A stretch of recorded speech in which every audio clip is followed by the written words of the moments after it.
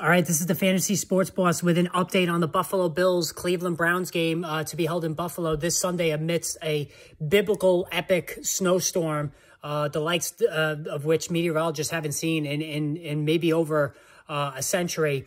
You know, the numbers are just getting ridiculous. So the last time I looked, they're now expecting 4 to 6 feet of snow from today all the way through Monday. So the blizzard watch, lake effect snow warning, whatever you want to call it, is through Monday. So Sunday is that Bills-Browns game. So now the league is definitely making contingency plans in case. They have been in contact with the Bills and the Browns about a relocation plan. Right now, the top choice is going to be moving the game to Detroit. Why? Because the Buffalo Bills are going to be playing the Detroit Lions in Detroit on Thanksgiving Day. So, you know, this would accomplish two things. It would get the game out of a horrible weather situation that would probably impact the Bills offensively, certainly, without a doubt, more offensively than it would the Cleveland Browns.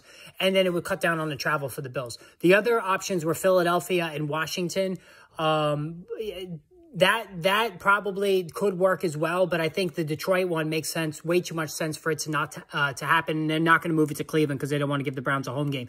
But this is a really important thing to keep tabs on. If you're a Josh Allen, Stephon Diggs, Gabe Davis, Amari Cooper owner, and to a lesser extent Dawson Knox and David Njoku, because if this game does get played in Buffalo Sunday, let's say the weather lets up just a little bit, there's still going to be 40 to 50 mile an hour winds.